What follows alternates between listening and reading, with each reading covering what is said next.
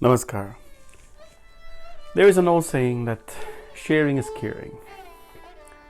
Sharing is caring, and that is a true statement. What is it that we share?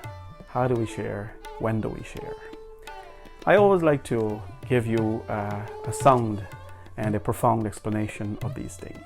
So I turn to the Gita. And the Gita chapter 9, the Lord says, Yat karoshi yadashnashni yad johoshi dadasiyat tat pasyasi kaunteya yat kurushya madarpanam. Verse 27 of the Gita chapter 9 tells us, whatever you do, whatever you eat, whatever you offer in sacrifice, whatever you give away, whatever austerities you practice, do it as an offering to God. And then that gift or that sharing becomes blessed. How is it that you do that? Whatever you eat, whatever you give away, right? How is it that that becomes an offering to God? You see, when we do something, when we share something with someone or a community or so, what is the motive behind sharing? Be it your food, your things, your wealth. What is the motive behind sharing? Is it for you to have a recognition that, yes, this man or this woman has given so much money, or you share their lunch among others only, and when, nobody's there, they eat it all for themselves?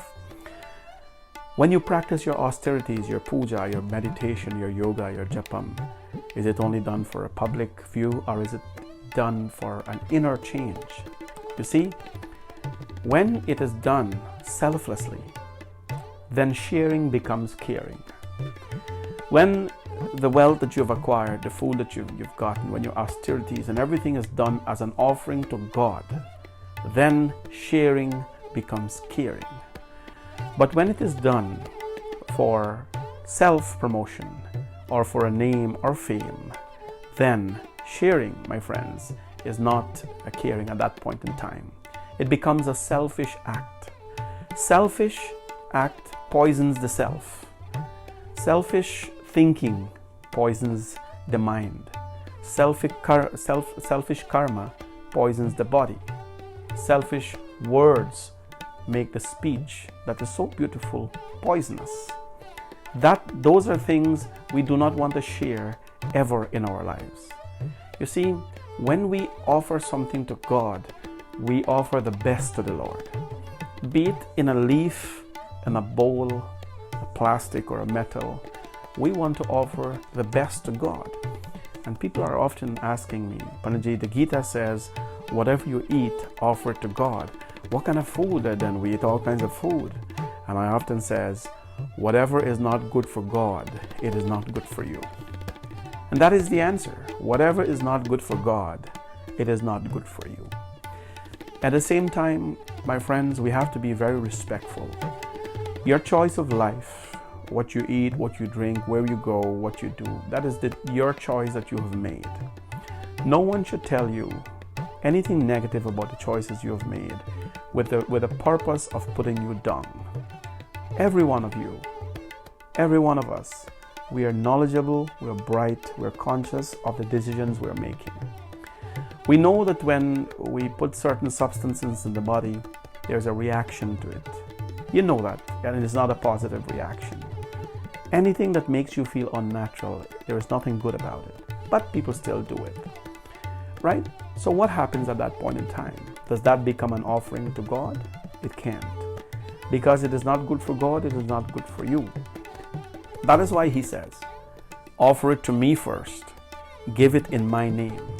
You see, whatever is given in the name of God, it is multiplied, it is purified.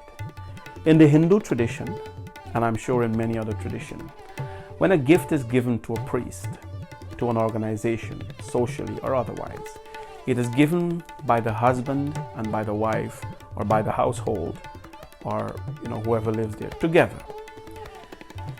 And the intent of doing that is for everyone to give with their own hands, for blessings to be showered upon all of them equally. It is given as well with a lot of love, and a lot of contentment, with a lot of sentiments, because we feel that doing things together in a family unit help us to grow. So, as of today, please, whatever is it that you do in life, whatever is it that you give or offer to yourself, please consider it as an offering to God. It multiplies, it becomes purer, it becomes sanctified, and you will see how much more blessed your life can be. Let it be a giving season and a giving day for you, and always help those around you in the name of the divine. Namaste. God bless.